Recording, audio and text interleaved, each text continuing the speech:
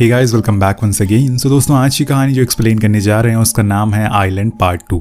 ये हमारी पहले की गई आइलैंड स्टोरी का सेकंड पार्ट है। अगर आपने अभी तक फर्स्ट पार्ट नहीं देखा तो लिंक आपको नीचे कमेंट बॉक्स में मिल जाएगा। तो कहानी शुरू होती है ब्रैडी और डमी से। दोनों अपने स्प्रिंग ब्रेक के लिए खास जगह पर जा रहे हैं, लेकिन उनके साथ उनके 3 और दोस्त भी आ रहे हैं जिन्हें डमी ने बुलाया। लेकिन ब्रैडी इस बात से बिल्कुल खुश नहीं है क्योंकि वो तीनों में से किसी को भी पसंद नहीं करता। वेल, वो आ गए हैं तो उसे उनके साथ किसी तरह से वेकेशन एंजॉय करना पड़ेगा। अब इसके बाद हम उस बोट के ओनर किट और एनेबल को देखते हैं जिसे ब्रैडी ने रेंट करा हुआ है एक लेक पर जाने के लिए। और उसकी अलग एक काफी मिस्टीरियस स्टोरी है जिसके बारे में पार्ट 1 में वार्नर ने भी बताया था, अगर आपको याद होगा तो। इसी दौरान वहां पे क्लेयर भी आ जाती है जो ब्रैडी की गर्लफ्रेंड है। अब ये सारे अपने सफर के लिए निकलते हैं और तभी वहां पर एक शेरिफ और उसका एक साथी आ जाता है और उन्हें वार्न करता है कि देर रात तक वहां पर मत घूमना और ज्यादा शोर मत करना। लेकिन उन्हें यह नहीं पता है कि ये लोग असल में उसी जगह पर जा रहे हैं जहां पे जाने के लिए सरकार ने बैन लगा रहा। अब ये लोग अपनी बोट के लिए निकल जाते हैं। सभी बहुत खुश थे और खासकर ब्रैडी और क्लियर दोनों बहुत समय बाद एक साथ टाइम स्पेंड कर रहे होते हैं। दोनों आपस में काफी बातें करते हैं जिससे हमें पता चलता है कि क्लियर ब्रैडी से खास दोस्त डमी को ज्यादा पसंद नहीं करती क्योंकि उसकी वजह से उसे उनके कॉलेज से बाहर निकाल दिया गया था, जिससे कि उसे बहुत बुरा भी लगा। लेकिन ब्रैडी समझाता है कि वो चीजें बस गलती से हुई थी, इसलिए बेहतर है कि तुम अब उसे भूल जाओ और इस ट्रिप को एंजॉय करो। ऊपर डेक पर सभी लोग एंजॉय करते हुए आगे बढ़ते। अभी ने असल में एक जले हुए होटल के पास रुकना है जिसका एक अलग सीक्रेट है, पर वो क्या है ये आपको आगे देखने को मिलेगा। देर रात ये लोग अपनी मंजिल पर पहुंचते हैं जहां ये सबसे पहले तो आग जलाते हैं।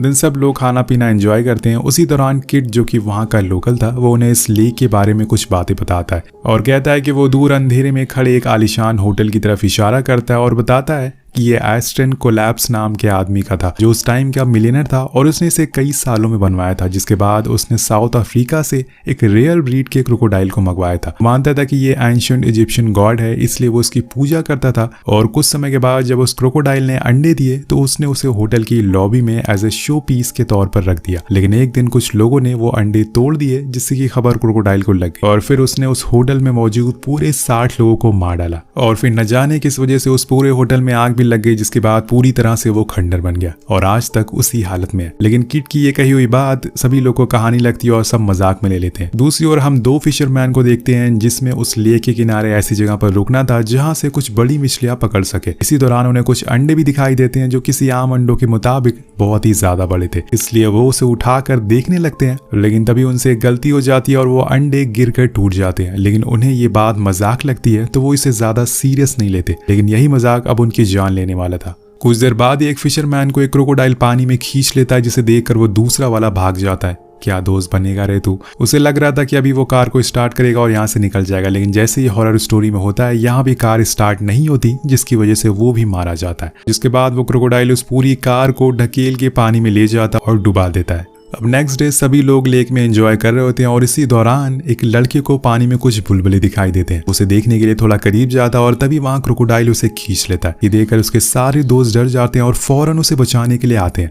लेकिन तभी वो जाग जाता है और ये बस उसका एक प्रैंक था। लेकिन ये प्रैंक उन लोगों के अलावा और भी कोई दूर से देख रहा था और अब इसके साथ असली वाला प्रैंक होने वाला है। वेल, लंच के बाद एनाबेल का डॉग न जाने क्यों भौंकना शुरू करता है और अचानक से एक जगह भागने लगता है। सभी लोग उसके पीछे पीछे जाते हैं तो उन्हें पता चलता है कि यहाँ पे तो कुछ टूटे हुए अंडे पड़े हैं, जिसकी स्मेल से वो यहाँ पर आ गया था। और वहां तो ऐसे भी अंडे थे जो सही सलामत थे। लेकिन तभी एक अंडा उनसे टूट जाता है, लेकिन दूसरा वो अपने साथ ले जाते हैं। ये असल में वही जगह थी जहाँ पे कल वो 2 फिशरमैन आए और आज वही गलती ये कर रहे हैं। अब उनके जाने के बाद वहां क्रोकोडाइल आता और अपने अंडों को ना देखकर बहुत ही ज्यादा गुस्से में आ जाती है। उधर सभी लोग अंडे को देखकर हैरान थे कि आखिर ये इतना बड़ा कैसे हो गया। वो खाने के लिए बोट पर चले जाते हैं और उसी दौरान हब्स नाम का लड़का जो उस अंडे को क्लियर के बैग में छुपा देता है क्योंकि उसके अलग ही प्लान थे, शायद उसे लालच आ गया था। वहीं दूसरी ओर हमें 2 शेरिफ को दिखाया जाता है जो चॉपर से उन फिशरमैन की कार को ढूंढ रहे थे, लेकिन वो उन्हें कहीं नहीं दिखाई देती क्योंकि वो पानी में डूब चुकी थी।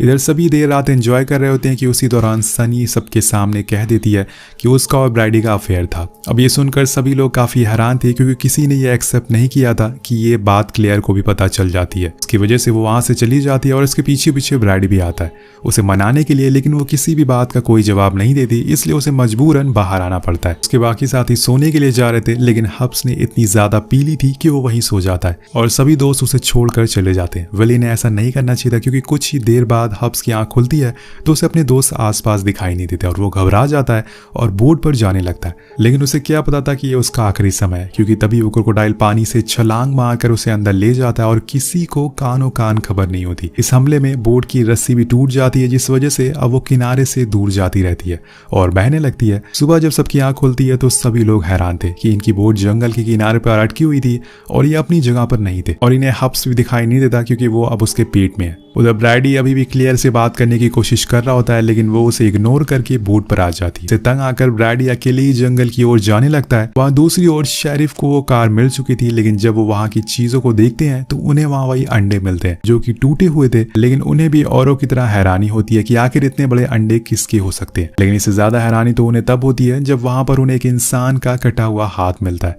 जो कि सड़ चुका था, जिसे देखकर वो समझ गए थे कि ये जरूर किसी जानवर का काम है। और इसी बात की जानकारी के लिए वो दो भाइयों के पास जाते हैं जो काफी समय से जंगल में ही रहते हैं और उनका एक क्रोकोडाइल फार्म भी है। तो वो उसे अंडे दिखाते हुए कहते हैं कि ये मुझे जंगल में मिले। तब वो उसे अपने पाले हुए क्रोकोडाइल के अंडों से कंपेयर करता है और बताता है कि तुम इन अंडों का साइज देखो, ये कोई आम क्रोकोडाइल का अंडा नहीं है, ये उन्हीं क्रोकोडाइल के अंडे हैं जिसे एस्टन कोलैब साउथ अफ्रीका से लेकर आया था। अब ये सुनकर शेरिफ हैरान था कि आखिर वो इतने सालों तक कैसे जिंदा रह सकता है। तब वो आदमी उसे बताता है कि ये नील क्रोकोडाइल के अंडे हैं, जिसे हम इजिप्शियन गॉड के नाम से भी जानते हैं। वो असल में 100 से 150 सालों तक जिंदा रह सकता है और यही वजह है कि वो आज तक जिंदा है।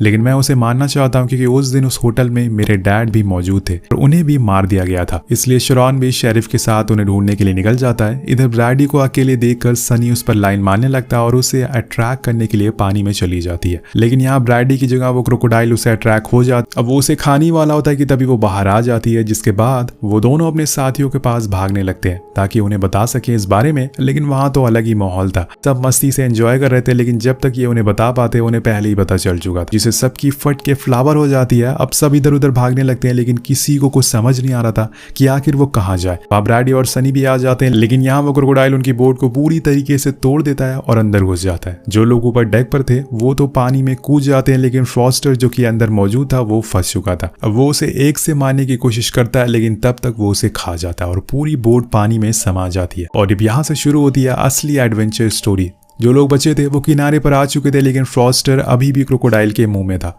ये देखकर सभी जंगल की ओर भागते हैं और इसी उम्मीद में कि शायद उन्हें वहां कोई मिल जाए। लेकिन इसी चक्कर में वो रास्ता भटक चुके थे, इसलिए उन्हें और गुस्सा आ रहा था।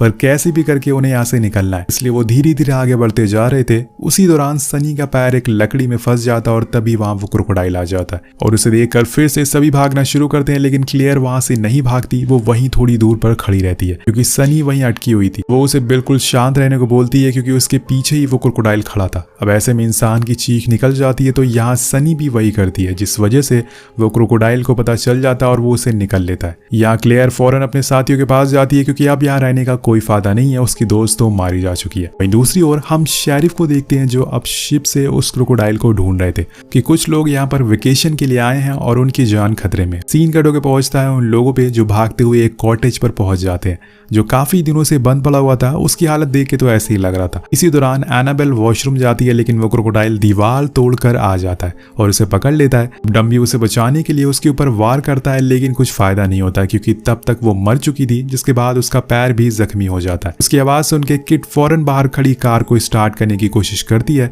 ताकि वो यहाँ से भाग सके, लेकिन ऐसा हो नहीं पाता क्योंकि ये एक स्लैशर मूवी है। अभी वहां क्रोकोडाइल आता है जिसकी वजह से वहां पे रखा टैंक ऑयल गिर जाता है और उसकी पूरी कार उसके चपेट में आ जाती है और एक बहुत ही बड़ा धमाका होता है जिसमें वो भी मारा जाता है। तो अब इनका एक और साथी मर चुका है। कुछ देर बाद सुबह हो जाती है और तीनों बचे हुए लोग अब आगे बढ़ते, लेकिन डमी के पैरों में चोट लगी हुई थी जिस वजह से वो चल नहीं पा रहा था। ब्रैडी उसे एक कार्ट पर बैठा कर ले जा रहा था, लेकिन अब ये तीनों इन सब से बहुत ही परेशान हो चुके हैं। उन्हें अब यहाँ से बाहर निकलना है कैसे भी करके, किसी भी हालत में। उधर हम शेरिफ को देखते हैं जो बोट से आगे बढ़ रहे थे और उन्हें वो कॉटेज से उठता हुआ धुआं भी दिख जाता है और वो उसकी तरफ बढ़ने लगते हैं और लकीली बीच में इन्हें ये तीनों मिल जाते हैं। अभी वहां से बाहर निकलने की कोशिश करते हैं। क्लियर कहती है कि वो हमें मारना क्यों चाहता है, हमने तो उसके साथ कुछ किया भी नहीं है। शरॉन बताता है कि वो असल में किसी को खा नहीं रहा है बल्कि जान से मार रहा है क्योंकि आप लोगों में से किसी ने उसके सारे अंडों को तोड़ा है और वो अब उसका बदला लेकर रहेगी।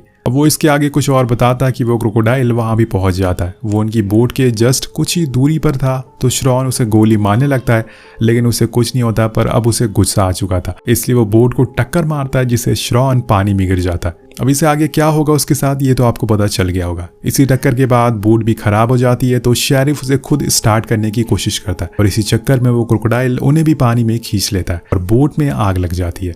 लेकिन उससे पहले ही वो समय रहते ही पानी में कुछ लोग कूद गए थे और किनारे तक आ गए थे। लेकिन यहाँ ब्रैडी कहता है कि हम उसे भाग नहीं सकते, वो हमें ढूंढ ढूंढ के मारता रहेगा, इसलिए हमें उसका मुकाबला करना ही पड़ेगा। और इसी दौरान उन्हें क्लेयर के बैग में वो अंडा दिख जाता है जो हब्स ने छुपा कर रखा था, जिसे देखकर वो समझ जाते हैं कि आखिर वो इनके पीछे क्यों पड़ा हुआ है। इसलिए ब्रैडी कहता है कि इसे हमें अंडे को बेस बनाकर उसका सामना करना होगा। वो उस अंडे को रखकर थोड़ी दूर पर बैठ जाते हैं और इसी समय पर डमी बहुत सी ऐसी बातें बोलता है जो क्लेयर को पसंद नहीं आती, लेकिन वो सबको इग्नोर करती है क्योंकि ये समय किसी और चीज का है। कुछ देर बाद वो क्रोकोडाइल वहां आ जाता है और उस अंडे की ओर बढ़ने लगता है, लेकिन तभी ब्रैडी आकर उस पर हमला कर देता है। लेकिन इससे कुछ भी फायदा नहीं होने वाला था, वो उसे दूर पटक देती है। पर तब तक डमी उसकी आंखों पर एक कपड़ा लगाकर उसे चढ़ जाता है और फिर ब्रैडी को हमला करने को कहता है, पर इसका भी कुछ फायदा नहीं होता क्योंकि वो डमी को उछाल कर अपने मुंह के अंदर डाल लेता है। लेकिन यहाँ उसकी किस्मत अच्छी होती है कि वो उसे मारता नहीं, खाता नहीं है। ये सब क्लियर देख रही थी और उसे समझ आ गया था कि असल में वो क्रोकोडाइल क्या चाहता है, इसलिए वो उसके अंडे को लेकर उसके सामने खड़ी हो जाती है। कुछ देर बाद उस अंडे में से एक बच्चा बाहर निकलता है और वो क्रोकोडाइल उसे लेकर चुपचाप वहां से चला जाता है। तो यहाँ पे क्लियर समझ जाती है कि गलती उन्हीं लोगों की थी।